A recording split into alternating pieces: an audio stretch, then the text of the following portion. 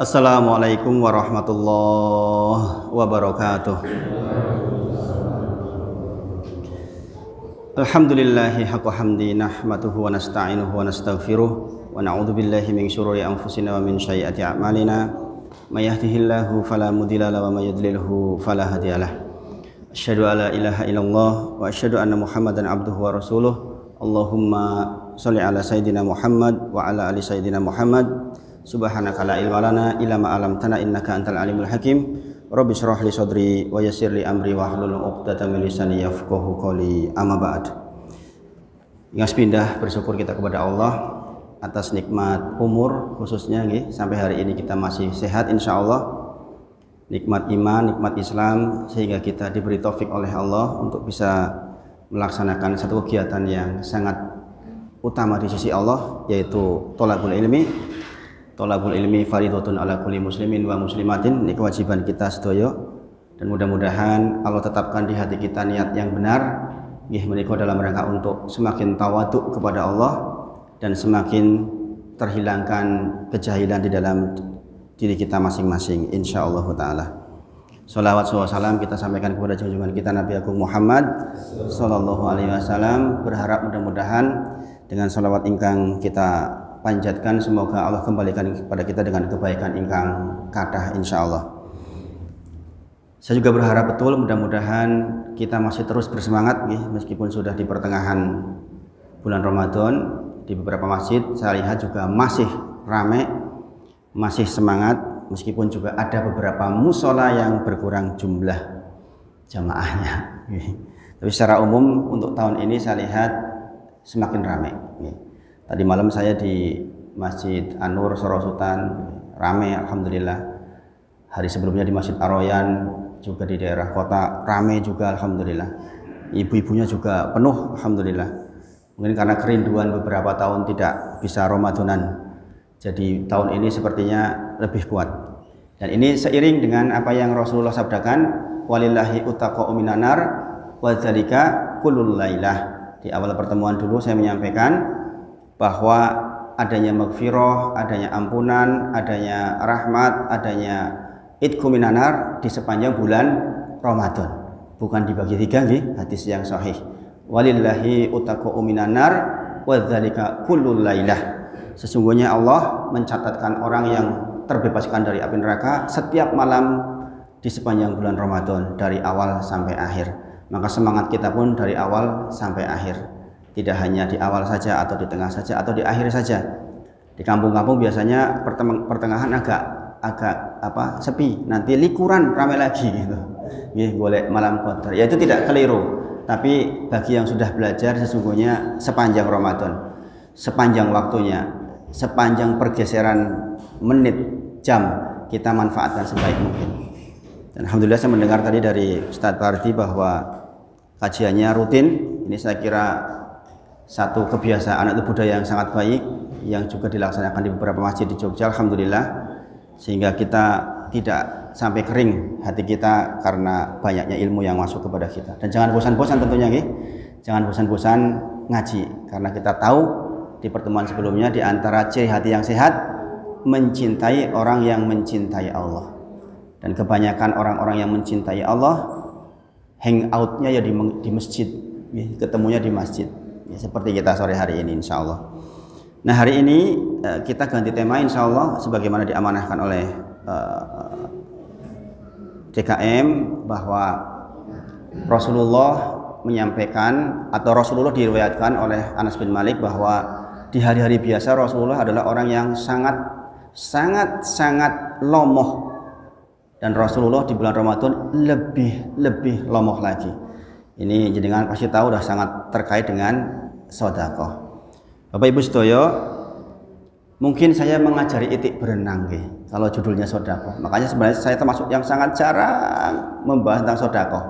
Karena saya khawatir jenengan sesungguhnya jauh lebih baik dari saya.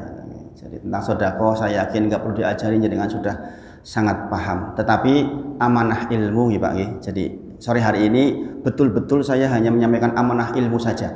Tidak bermaksud mengajari, tidak bermaksud menggurui, tidak bermaksud ajak-ajak juga tidak. Benar-benar hanya amanah ilmu. Karena dulu ketika saya di Ma'had, di antara pembahasan yang diwajibkan oleh para asatid di bulan Ramadan adalah amanah tentang sedekah. Karena ini adalah ibadah yang sangat agung. Kita tahu Bapak Ibu sedaya, cara kita bertakarub kepada Allah itu banyak. Sekali lagi, cara kita bertakarub kepada Allah itu banyak. Masih ingat pelajaran yang kemarin? Di antara ciri hati yang sehat adalah ibadahnya dalam rangka takarub kepada Allah, meninggalkan maksiatnya dalam rangka cari ridho Allah. Sangat dipahami nggih? Insya Allah masih diingat nggih? Nah, cara bertakarub kepada Allah itu banyak. Di antara yang agung untuk bertakarub kepada Allah adalah dengan sedekah. Mungkin jenengan bertanya, apa sih bedanya sedekah, infak, zakat, wakaf? Gitu. Kadang-kadang kan kita iki jenis sing dito, saya tuh masuk yang mana toh? Gitu. Apakah boleh saya zakat mal untuk membeli fasilitas masjid semisal lampu misalnya atau karpet misalnya? Apakah itu untuk peruntukannya? Nah itu kita bisa tahu ketika kita belajar perbedaan antara sedekah, infak, zakat, wakaf. Kita tahu di surah At-Taubah ayat ke-60, surah At-Taubah ayat ke-60, surah yang enggak ada bismillahnya ayat ke-60, Allah menyampaikan kepada kita tentang 8 asnaf zakat. Dari 8 asnaf itu kita tahu bahwa ternyata zakat mal itu enggak bisa ya untuk membuat atau membeli fasilitas masjid semisal lampu dan karpet. Itu masuk ke infak. Nah, ini memang ada pengajian khusus terkait dengan pembagian ini. Saya kira ini mungkin nanti jenengan bisa baca di banyak referensi yang intinya kalau sedekah itu mencakup umum, hampir keseluruhannya itu disebut sedekah. Bahkan yang non harta pun disebut sedekah. Jenengan sering mireng toh senyum kita kepada muslim yang lain adalah sedekah.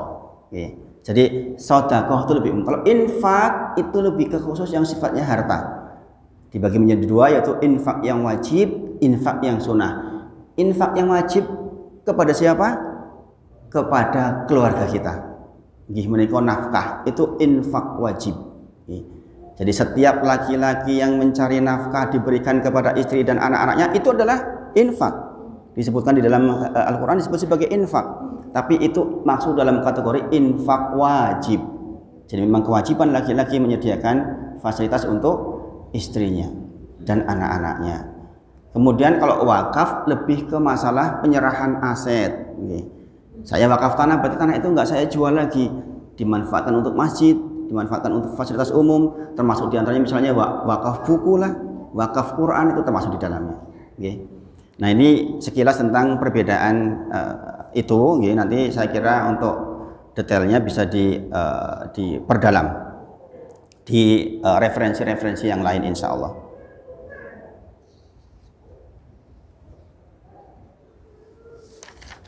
Saya membuat beberapa catatan yang saya anggap penting insya Allah, kesimpulan dari beberapa kitab yang saya baca. Mudah-mudahan ini membantu untuk pengetahuan kita. Bapak Ibu sedaya, sedekah itu kalau didefinisikan secara bahasa itu nama umum bagi setiap kebaikan. Nama umum bagi setiap kebaikan atau amal soleh. Itu di dalam Al-Quran dan Sunnah disebut sebagai sedekah. Kullu ma'rufin sedekah. Semua kebaikan itu adalah sedekah. Tidak harus uang, tidak harus pakaian, tidak harus makanan. Zakat pun di dalam Al-Quran disebut sedekah. Di dalam surah At-Taubah 103, surah At-Taubah 103, khudh min amwalihim sedekah, kata Allah. Ambillah sebagian harta mereka yang sudah sampai nisab sebagai sedekah. Jadi makanya sedekah itu luas banget, termasuk zakat di dalam Al-Quran disebut sebagai sedekah. Ini jangan bisa buka di dalam surah At-Taubah ayat 103. Sekali lagi, khudh min amwalihim sedekah. Ambillah sebagian dari harta mereka, orang-orang yang punya harta itu yang sudah sampai nisabnya dan sampai haulnya sebagai sedekah. Apa fungsinya? Dalam rangka untuk membersihkan dan menyucikan jiwa. Nanti saya terangkan maksudnya. Nah, Bapak Ibu sedaya, dan sedekah itu ini penting ini. Di awal ini tolong ini diperhatikan betul supaya ini menjadi pengetahuan yang terinstal. Jangan punya komputer agar bisa beroperasional itu harus ada installernya.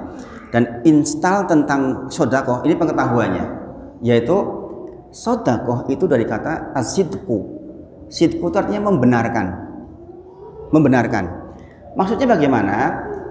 Tidaklah dikatakan seseorang beriman kecuali dia sedekah.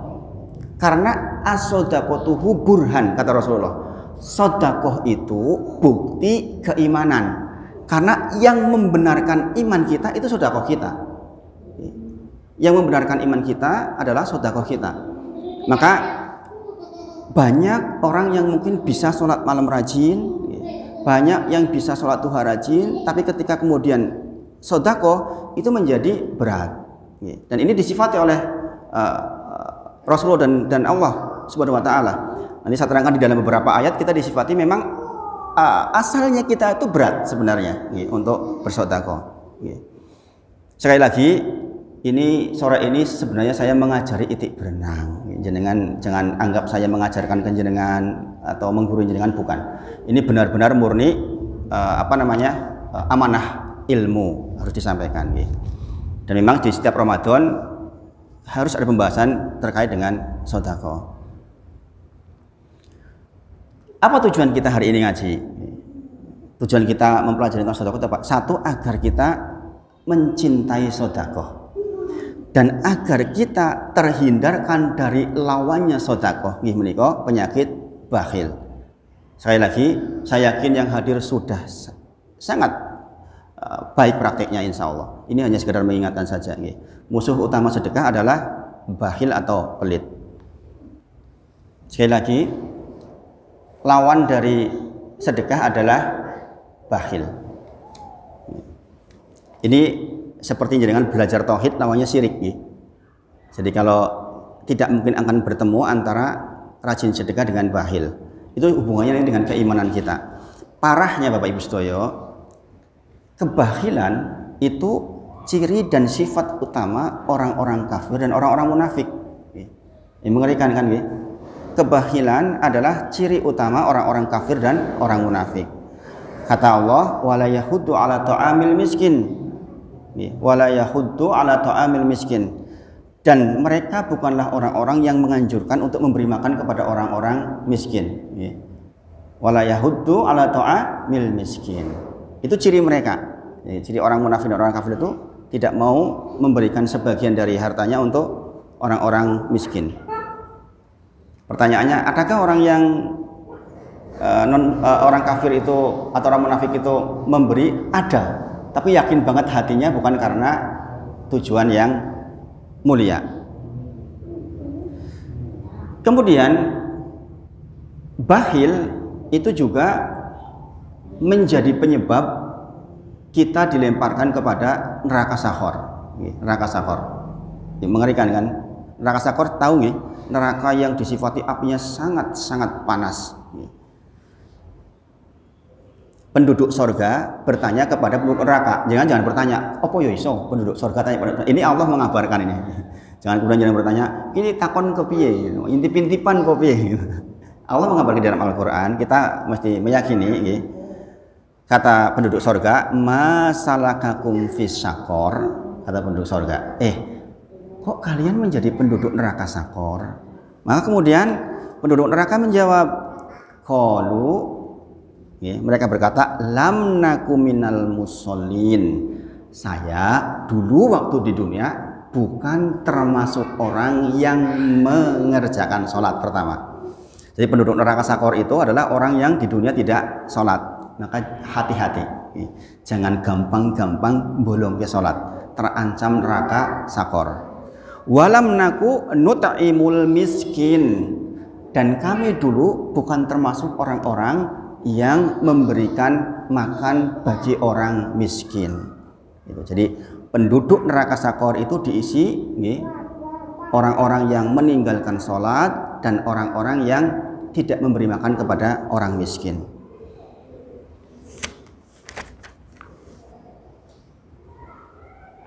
Ciri orang munafik, wa yuqbiduna aydiyakum. Dia menahan tangannya untuk memberi. Jadi kalau kita masih ada perasaan seperti itu, yakinlah kita termasuk orang-orang yang munafik. Pertanyaannya, Bapak Ibu Sedoyo, mengapa bisa timbul rasa pelit di dalam diri kita? Ini kan mesti kita urei ya. Kalau kemudian mungkin ada perasaan kok kita rodo eman-eman, kita mesti bertanya apa sih yang menjadi akar persoalannya, yang menjadi bibitnya itu apa? Allah sebutkan di dalam surah Al-Fajr, surahnya dengan hafal ya mereka wa tuhibbunal mala hubban jamma. Kalian manusia, kalian itu cintanya terhadap harta itu cinta mati, cinta banget. Itu bibit bakhil kita, Bapak Ibu Sedoyo. Kalau ada perasaan terhadap dunia dengan cinta yang kita cinta boleh, tapi Allah mensifati di dalam ayat ini, kalian itu cinta niki kebangetan. Itu yang membuat kita pelit. Yang kedua, masih di juz 30. Wa innahu lihubbil khairi lasyadid. Khairi di sini adalah harta kita atau seluruh keindahan dunia. Kalian itu cinta terhadap harta dunia lasyadid, banget cintanya. Jadi kalau ditanya apa sih bibit yang melahirkan produk kebakhilan? Karena ini Pak, dua ayat ini cukup sebenarnya untuk menjadi urean di dalam hati kita. Kok saya jadi belit ya? Kok terasa berat ini persoalannya? Karena kecintaan kita kepada dunia, dan Allah sifati langsung, kalian tuh cinta kepada dunia teramat sangat. Boleh cinta kepada dunia, ning ojo banget itu maksudnya. Maka kalau jenengan buka nanti wal adiyati dobahan, jenengan buka itu. Nanti jenengan akan tahu tafsirnya. Di situ ada kata-kata wa innahu lihubbil khairi lasyadid. Panjenengan itu cinta banget tuh sama dunia, banget cintanya. Itu asalnya kita Bapak Ibu Sedoyo. Dan ini sekali lagi bibit yang membuat lahirnya penyakit bakhil yang adalah musuhnya sedekah. Saya cuplik di awal. Al-Imam Ahmad rahimahullah ta'ala, Al-Imam Yahya bil Mu'in duduk berbarengan, disaksikan oleh para murid-muridnya. Mereka mengatakan tidaklah mungkin bersatu antara orang yang soleh di hatinya dengan kebakhilan. Sekali lagi ini penting ini. Tidak mungkin bersatu sebagaimana tidak mungkin bersatunya air dan minyak di dalam kolbu seseorang, kesolehan dan kebakhilan. Enggak mungkin, kata mereka. Mereka mengatakan seluruh orang-orang yang dinisbatkan dengan kesalehan yang kita minta setiap hari dengan ihdinas siratal mustaqim itu, maka tidaklah mungkin ada di dalam satu kolbu itu kebakhilan dan kesolehan. Kalau kita merasa soleh, kok masih ada kebakhilan di sini, yakin kita belum soleh. Nanti saya sampaikan ayatnya. Jadi luar biasa nih cara para ulama mengurai itu. Sekali lagi, jadi bibitnya adalah kecintaan kita terhadap dunia. Wa innahu lihubbil khairi lasyadid. Ini dua-duanya di juz 30. Saya yakin jenengan sudah biasa membacanya. Mudah-mudahan dengan dihadirkan dalil yang mudah yang jenengan hafal, saya berharap lebih nempel. Saya termasuk orang yang sebenarnya khawatir kalau menyampaikan itu jenengan nggak paham. Karena saya sering diberi masukan, Pak Wahid, jenengan itu menyampaikan padet banget, dalilnya banyak, saya khawatir lupa. Di beberapa masjid begitu. Besok diperlambat nih. Ini saya udah berusaha saya perlambat ini. Mudah-mudahan lebih bisa dipahami. Karena saya selalu berpikir bahwa amanah dakwah itu amanah akademisi yang dipertanggungjawabkan dunia akhirat. Sehingga saya berharap betul setiap perkataan itu bersandar dengan dalil. Sebagaimana kita pelajari di usul salasa, kita belajar untuk menghadirkan dalil sehingga tentrem. Andai pun nanti saya di akhirat diminta pertanggungjawaban, bukankah saya dulu belajar dengan pelajaran seperti itu? Demikian juga jenengan. Dengan dihadirkan dalil, jenengan akan lebih tentrem insya Allah. Sekali lagi, dari dua ayat ini apa pesan besarnya? Jangan kita dijebak oleh dunia. Maka bahasa kita sudah sangat bagus di dalam hal masalah kematian, yaitu bukan mati toh, tapi meninggal dunia. Gini apa nggih? Telah meninggal dunia si fulan. Itu pesannya besar banget. Meninggal berarti kan meninggalkan dunia maksudnya. Gini apa nggih?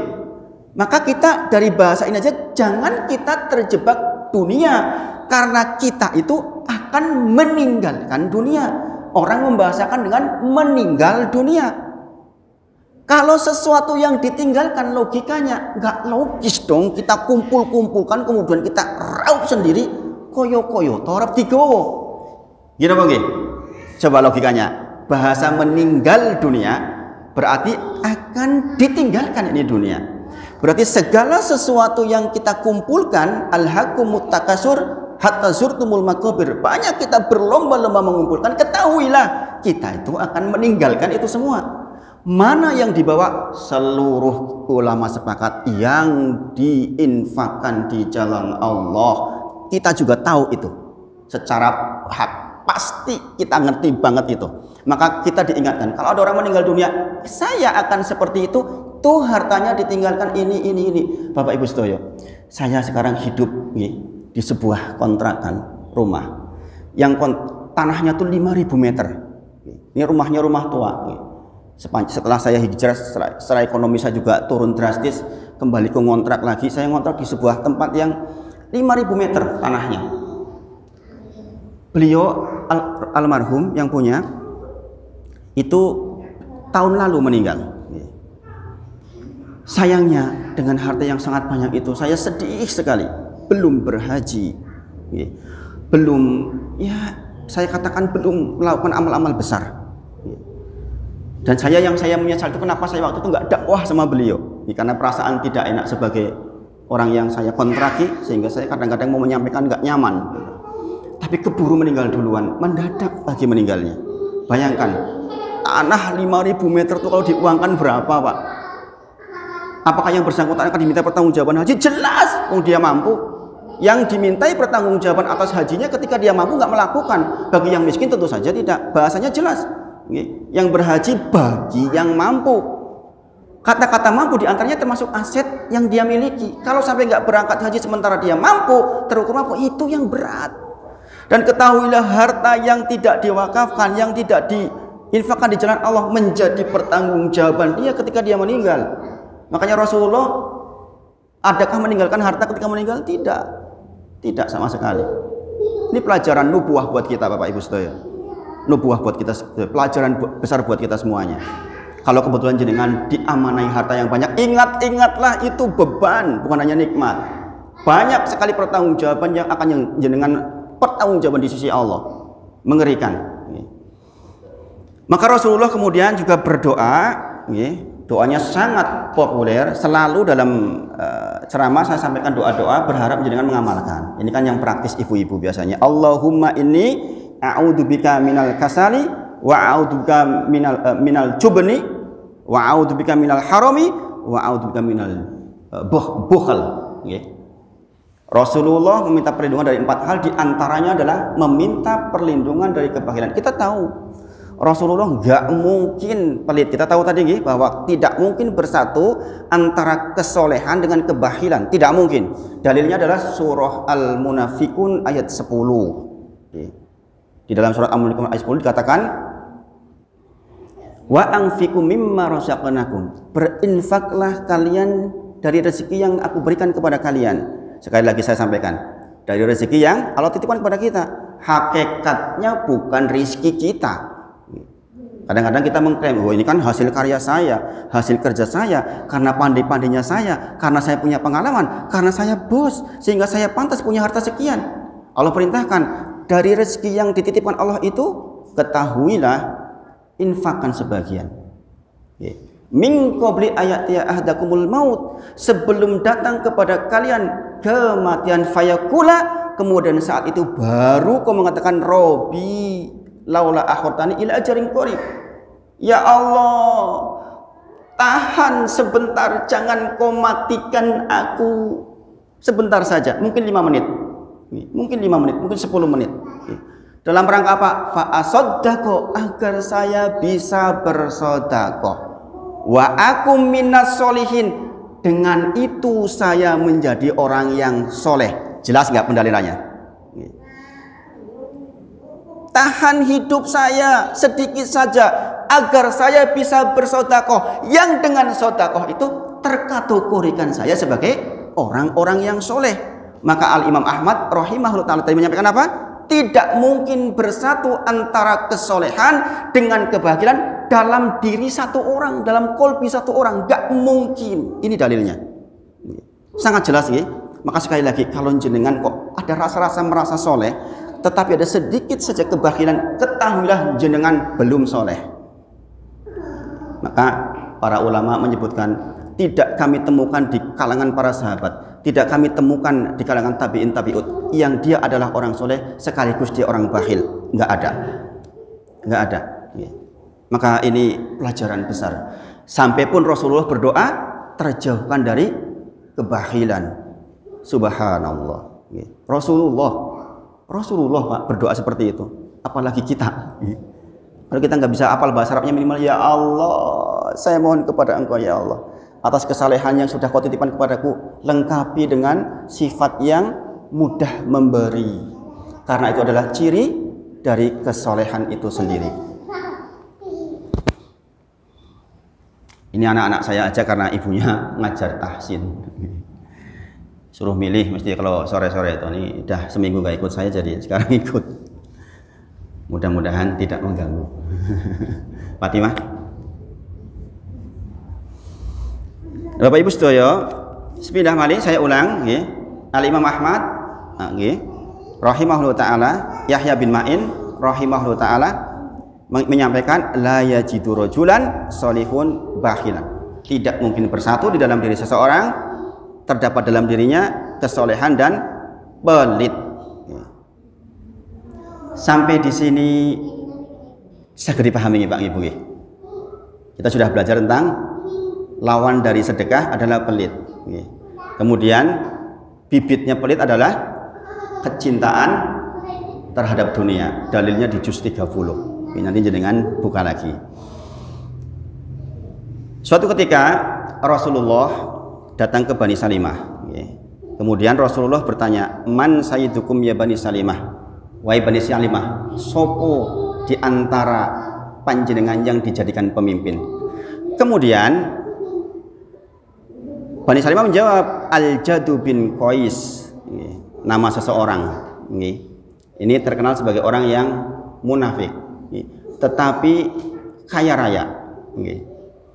Bani Salimah berharap dengan dia dijadikan pemimpin kemudian jadi lomoh, tapi ternyata tidak demikian. Maka Rasulullah menyampaikan, ayudain adwa minal bakhil. Kata Rasulullah, lantas penyakit apalagi yang lebih parah dari kebakhilan? Menunjukkan bahwa enggak pantas jadi pemimpin. Jadi kalau ada pemimpin yang bakhil, ya tidak selayaknya. Pemimpin itu harus lomoh. Jadi kalau jenengan tertakdirkan menjadi pemimpin, siap-siaplah uangnya keluar. Malah justru pemimpin itu siap-siap menjadi yang paling sedikit uangnya. Sebagaimana Rasulullah ketika menikah dengan Siti Khadijah radhiyallahu anha, begitu banyak uang yang masuk, tetapi bak lautan gelombangnya besar di dalam sedekah, habis. Masya Allah. Bapak Ibu sedaya, sampailah kita kepada apa keutamaan dari sedekah. Keutamaan sedekah. Sekali lagi, sonten puniko saya tidak bermaksud mengajari. Kalau dikatakan mengajari, saya mengajari itik berenang. Jenengan pastilah sudah sangat baik di dalam hal ini.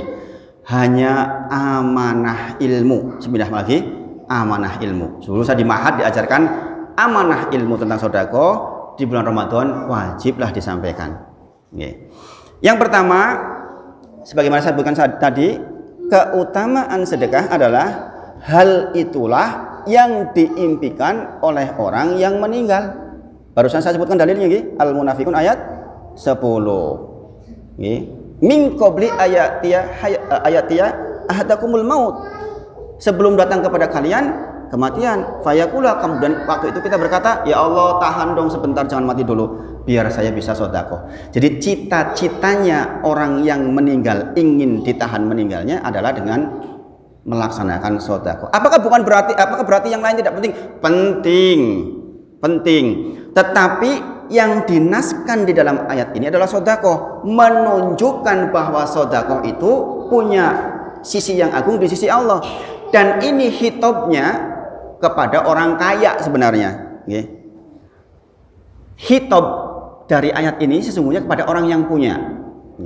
Walaupun kalaulah pun kita tidak punya, ada dalil lain yang menunjuk kepada kita bahwa kita pun didorong untuk sedekah walaupun kita sangat sulit.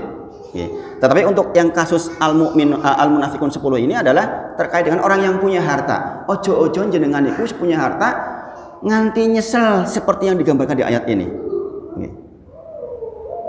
Jangan ketika kita sudah di sana baru mengatakan, wah ngerti koyo untuk ini, untuk si fulan, untuk makanya Bapak Ibu sedaya, kematian nama lainnya adalah al-yakin. Nama lain kematian itu al-yakin. Maksudnya apa? Karena ketika nanti kita meninggal itu kita betul-betul yakin melihat apa yang dibicarakan kita sekarang tentang pahala yang besar, bisa menghilangkan kemurkaan Allah dan sebagainya, itu diperlihatkan saat itu, yakin betul itu. Abdullah main di luar sana, main di luar ya.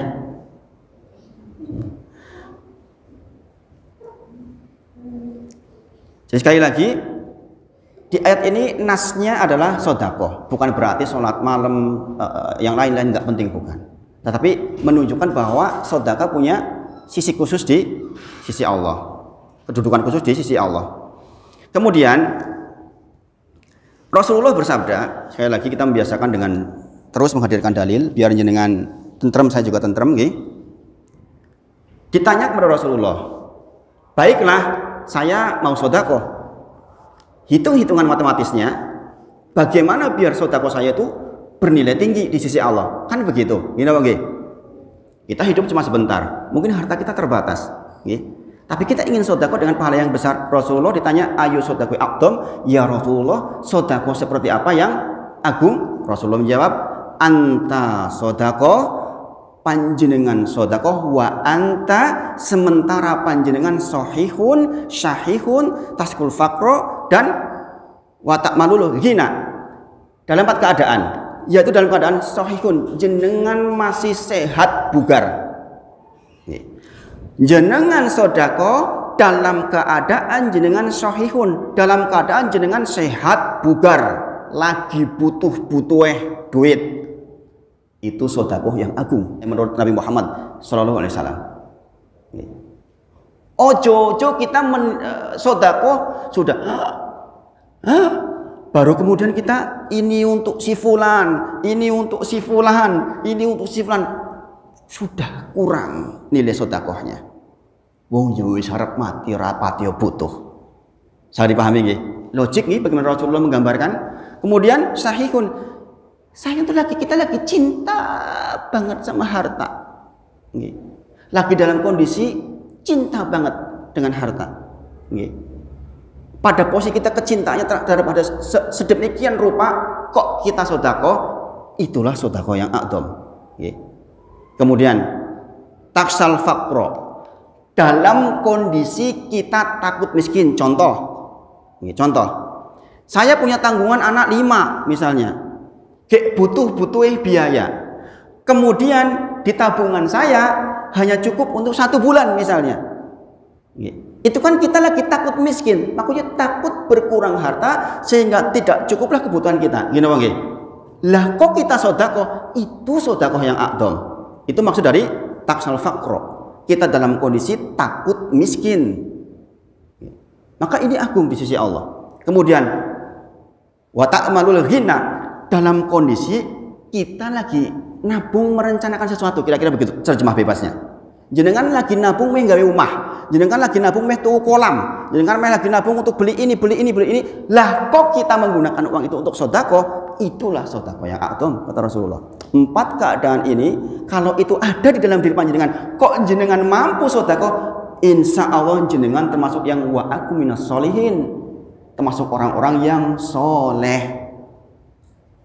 Ini penting Bapak Ibu sedaya. Pemahaman ini sangat penting. Karena sekali lagi, bibit dari kebahilan adalah kecintaan kita kepada dunia. Wa innahu lihubbil khairi lasyadid. Bener-bener cintanya kalian kepada dunia itu cinta mati, cinta banget. Maka nek urung si eman-eman. Rep goiki, ada saja butuhnya. Makanya sering toh kita dengar cerita ada orang yang ketika penghasilannya terbatas, dia lomoh. Tapi ketika penghasilannya meningkat tiba-tiba kok jadi pelit. Kenapa? Terlihat kebutuhan yang sebelumnya nggak kelihatan. Dulunya cukup pakai motor yang 4 juta, jadi ngelihat motor yang 25 juta. Sangat dipahami nggih? Ini cinta kita kepada dunia meningkat itu. Tadinya cukup pakai mobil yang sederhana, kemudian ya penghasilanku tambah, mosoknya nggak beli CR-V. Itu akhirnya apa?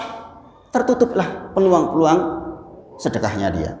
Kemudian yang kedua, keutamaan sedekah menika menyelamatkan atau menjauhkan, menghalang-halangi dari neraka jahanam. Wah, ini tentu saja cita-cita yang sangat mulia buat kita nggih. Siapa di ruangan ini yang berharap neraka? Na'udzubillah min dzalik. Bahkan kita mempertahankan la ilaha illallah dengan khalisun min qalbi. Kita belajar kitab tauhid 67 bab dihafal mungkin nggih. Dalil-dalilnya dihafal. Harapannya apa? Agar kualitas la ilaha illallahnya sempurna, kemudian kita terjauhkan dari neraka jahanam. Lah kok ini ada informasi dari Rasulullah bahwa sedekah itu menjauhkan kita dari neraka jahanam. Apa dalilnya? Rasulullah bersabda, "Fattakun naro." Jauhkanlah, hindarkanlah dirimu dari api neraka walau bisyiki minat tamroh. Walaupun hanya dengan separuh syiki minat tamroh, separuh dari kurma. Masya Allah. Ini yang tadi saya katakan. Kalau tadi ayat munafikun 10 kitabnya kepada orang kaya, ini motivasi bagi orang-orang yang terbatas. Saya hari ini hanya punya uang sekedar untuk makan diri saya tok. Kemudian kita ketemu orang lain, kok rasa-rasanya dia butuh. Bagilah dua. Perumpamanya adalah min syiki minat tamroh. Dari separuh kurma dibagi dua. Saking mungkin orang ini saking ingin sedekahnya. Dan Rasulullah sifati dengan separuh kurma itu ikhlas karena Allah sedekah, terjauhkan dia dari neraka jahanam. Masya Allah Pak, nggak ada alasan buat kita untuk tidak sedekah maksudnya. Masya Allah, Masya Allah. Saya ketika baca ini merinding. Kenapa? Saya dalam kondisi memang seperti itu. Ketika hijrah berat luar biasa. Tapi ketika baca ini la ilaha illallah, alasan apa lagi membuat saya tidak berbagi? Nomor 3, di antara keutamaan sedekah menika menghalangi murka Allah di dunia. Rasulullah bersabda, sedekahus sir. Syaratnya apa? Sedekah yang sir, sedekah yang orang lain nggak tahu jenengan bersedekah. Kata Rasulullah, tudfi'u ghadabar Rabb, akan mencegah, meredam marahnya Allah kepada kita. Bapak Ibu sedaya, asalnya kita pantasnya Allah marah sama kita. Karena apa? Kita berbuat maksiat. Kita melihat, mendengar, berucap, kerusakan hati kita luar biasa. Normalnya kita harusnya diadab atas perbuatan maksiat kita. Betul nggak betul? Sepakat gitu dengan hal ini di kitab tauhid, jangan belajar tentang itu. Logikanya karena perbuatan kita Allah harusnya adab kita. Tetapi di antara yang rem sehingga Allah nggak adab adalah karena sedekah kita, yaitu sedekahus sir, sedekah yang sir. Maka sekali lagi kalau jenengan sedekah simpen, jangan sampai ada orang tahu. Bahasa kita tangan kanan kasih, tangan kiri nggak kasih, ini kan nggak mungkin. Tapi itulah maksudnya, betapa kita ingin bahwa sedekah kita tuh benar-benar sir, nggak ada orang tahu. Bapak Ibu sedaya, ini saya juga cerita kisah. Saya ke masjid tertentu, disanguni Pak, disanguni. Saya terima sangunya. Saya tahu persis itu masjid itu nyangunya berapa. Saya tidak bermaksud untuk mengatakan di sini jangan tidak, Bang. Saya ini cerita. Kemudian waktu subuh itu, ini kok tebel sekali gitu. Ini tebel sekali, ini kok nggak seperti biasanya. Saya nggak pernah buka biasanya, istri yang saya suruh buka. Ketika buka, ya kok nggak lazim ya. Akhirnya saya mikir, ini nggak mungkin ini murni dari masjid gitu. Ternyata setelah saya runut ketemu teman saya, teman teknik kimia UGM dulu, ngeseluk ke di situ tanpa bicara. Saya yang ngomong, kamu nitip ini ya gitu. Alah, kita tak ngomong barang. Itu loh sedekah sir. Seperti itu, saking pengen tidak diketahuinya, nyelempit kayak gitu itu. Masya Allah, masya Allah, masya Allah. Saya nangis tuh lihat itu. Kenapa? Ini juga bukan orang mampu. Ini teman saya seperjuangan yang juga bukan orang-orang yang sangat mampu. Tapi masya Allah, itu sedekah sir. Itu akan mencegah marahnya Allah kepada kita. Asalnya kita memang harusnya dimarahi sama Allah karena banyak perbuatan kita yang pantas mengundang marah Allah. Tapi karena kita sedekah, Allah tahan, nggak jadi marah. Masya Allah. Baru 3 saja sebenarnya harusnya membuat kita semangat sekali sedekah. Gini Bang Pak. Yang keempat, ini juga penting, menjadi hal yang menaungi kita di yaumil akhir kelak. Ini sudah sangat-sangat masyhur dalilnya nggih. Kullu mri'im fi dhilli sadaqatihi. Semua manusia pada waktu itu bernaung di bawah sedekahnya. Hatta yusulu bainan nas. Sampai diputuskan keputusan di antara manusia, seluruh manusia. Kita nunggu sekian waktu. Matahari turunkan 1 mil, sekarang jauhnya kayak gitu aja kita merasa gerah, panas, rewel kita. Butuh AC, butuh ini. Lah pada waktu itu diturunkan 1 mil. Kemudian orang bergelimang dengan keringatnya masing-masing. Ada yang kita tahu nih, anak-anak kecil diberitahu sampai segini, ada yang sampai megap-megap. Ketahuilah ada naungan yang bernama sedekah. Semakin lebar sedekah kita, semakin lebar pula naungannya. Masya Allah, masya Allah. Kita hidup di dunia 60 tahun saja berasa lama kalau kita susah. Bagaimana lagi kalau 50.000 tahun kita menunggu. 50.000 tahun kita berdiri, tidak satupun duduk waktu itu. Siapa yang beruntung waktu dia 7 golongan? 1 golongan di antaranya yang punya sedekah. Kullu mri'im fi dhilli sedekahnya dia. Bayangkan Bapak Ibu sedaya, merinding kita. Alangkah irinya kita kepada orang-orang yang diberi hati mudah sedekah. Masya Allah. Kita tahu dengan dalil ini dia akan dinaungi. Para ulama menyebutkan semakin banyak sedekahnya, semakin tebal kualitas naungannya, semakin baik kualitas naungannya. Lantas apalagi yang menghalangi kita untuk sedekah? Masya Allah. Itu pilihan kita nih, tentang lebar atau tidaknya naungan kita. Kemudian manfaat duniawinya diantaranya adalah dijadikan bahagia. Dalam surah At-Taubah ayat 103 Allah berfirman, "Khudh min amwalihim shadaqatan." Ambillah sebagian harta yang sudah memenuhi nisab, memenuhi haul sebagai sedekah, maksudnya zakat. Di situ.